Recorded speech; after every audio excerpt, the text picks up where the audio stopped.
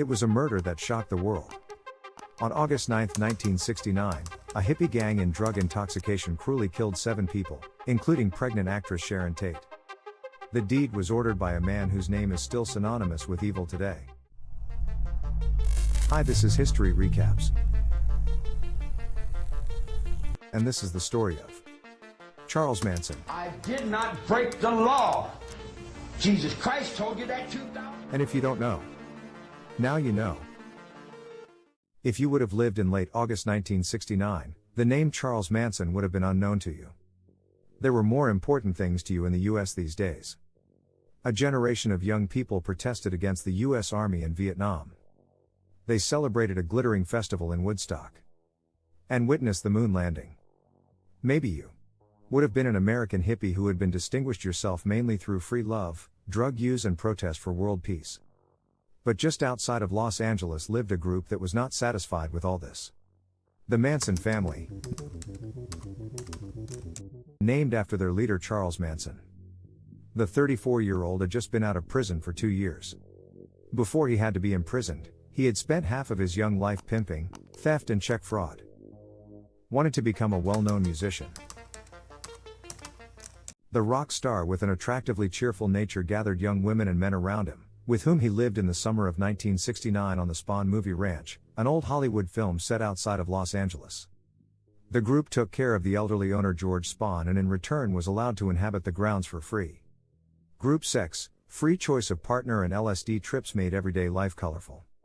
But Manson became increasingly dissatisfied, because the hope for a career boost was a long time coming.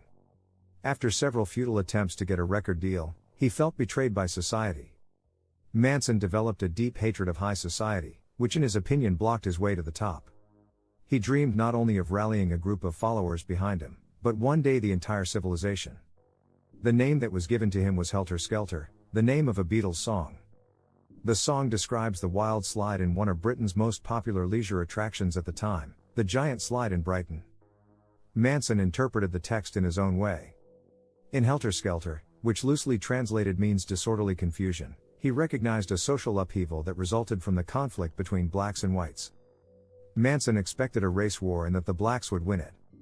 But since they would be incapable of building a functioning society, it would come to his family, they should establish the perfect order. In that belief, he led his followers away from the Spahn Ranch into the hostile environment of Death Valley, where they waited for the prophesied war. But despite the racial unrest in the late 60s, the expected battle of the races failed to materialize. Towards the end of the summer of 1969, Manson decided to bring the unrest himself. Manson's master plan. Murders of rich whites in Los Angeles. According to his calculation, society would blame these murders on blacks. On the late evening of August 8, 1969, he sent Susan Atkins, Patricia Krenwinkel, the driver Linda Kasabian and the young Texan Charles "Tex" Watson to Los Angeles, to the home of music producer Terry Melcher. Melcher, son of actress Doris Day, had once rejected Manson and his music. What Manson didn't know was that in August 1969, the house at 10050 Cello Drive where Melcher had lived was home to the young actress. Sharon Tate and her husband, Polish director Roman Polanski, who had recently become world famous with his feature film Dance of the Vampires. His wife Sharon played the female lead at the time and was heavily pregnant in August 1969. The Killer Guru. The women had been instructed to do whatever Tex Watson ordered. Arriving at Cello Drive, the intruders first cut the telephone lines and climbed over the gate of the driveway. Before they got to the property, they noticed a car driving down the driveway. Watson stopped the car and shot the driver, 18-year-old Stephen Parent, with 4 shots at close range.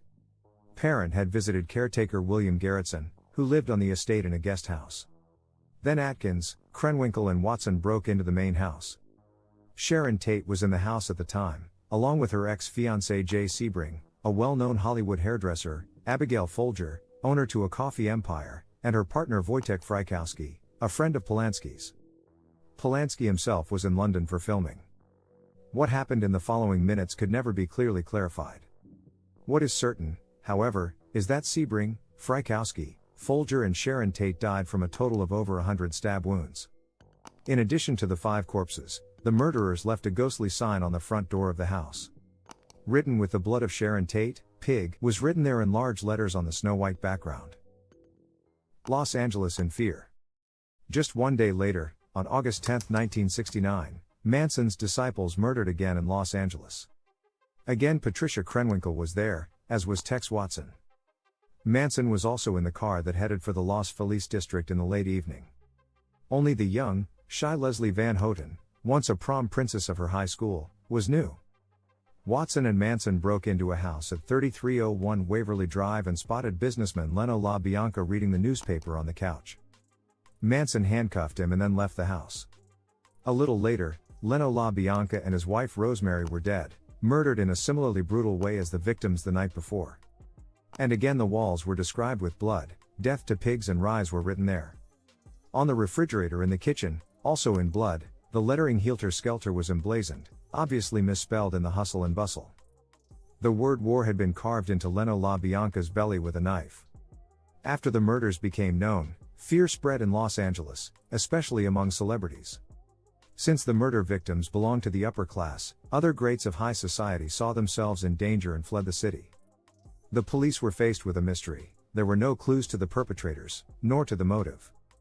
Then coincidence helped. Trial bizarre.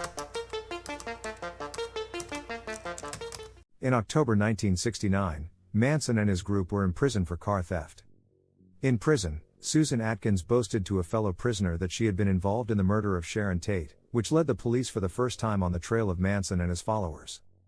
Shortly thereafter, those involved in the murders were determined, but the motive was still missing. Testimony eventually led investigators to Manson's Helter-Skelter theory. The enigmatic inscriptions also got their meaning, also in a Beatles song of the White Album there is talk of white, rich piggies who live in the clean suburbs. Finally, in July 1970, Manson, Atkins, Krenwinkel and Van Houten were on trial for 7 murders. Charles Tex Watson was indicted in a separate trial for having managed to escape to Texas. The trial turned into a bizarre spectacle, because the women followed all Manson's instructions. At the look of his eyes, they stood up during the trial to screech as if in delusion. When Manson shaved his skull, they did the same, and after he had carved a cross on his forehead, cross scars were also found on the forehead of the women shortly afterwards. Manson extended his cross a little later to a swastika. Towards the end of the trial, the judges had no doubt that Charles Manson was the author of the gruesome murders. Although he had demonstrably not participated in the murders, Manson, like the young women and Charles Watson, was sentenced to death in the gas chamber. The only exception, the driver Linda Kasabian. She had made herself available to the prosecution as a leniency witness, for which she was granted immunity. Turning away from the guru and new fans. But those convicted were lucky. In February 1972, the Supreme Court of the United States declared the death penalty unconstitutional, and sentences were commuted to life imprisonment. It was not until 1978 that the death penalty regained validity in California, but for the members of the Manson family it remained the prison sentence they serve to this day in California prisons. Requests for clemency have been rejected countless times. In prison, all of Manson's followers turned away from their former guru. Atkins and Watson became so-called born-again Christians and dedicated their lives to worship. Krenwinkel and Van Houten reported in detail in the early 90s about their involvement in the murders. All 4 insisted that each of their actions in the summer of 1969 was ordered by Charles Manson. He denies this to this day. Can you believe that even a veritable cult has developed around Manson himself to this day? He is the prisoner who receives the most fan mail worldwide. You might know some artists like shock rocker Marilyn Manson took Manson's last name to unite 2 extremes of American popular culture, Charles Manson and actress Marilyn Monroe. And Manson himself finally gained the attention he had always wanted as an artist. Several musicians released samples of Manson's music, such as Guns N' Roses with the track Look at Your Game Girl, which was originally written by Manson. What would you have done? And why you think that Charles Manson gained so many fans till today? If you like this video, please subscribe, like and hit the bell. Hi, this is History Recaps. Killer. You don't understand me.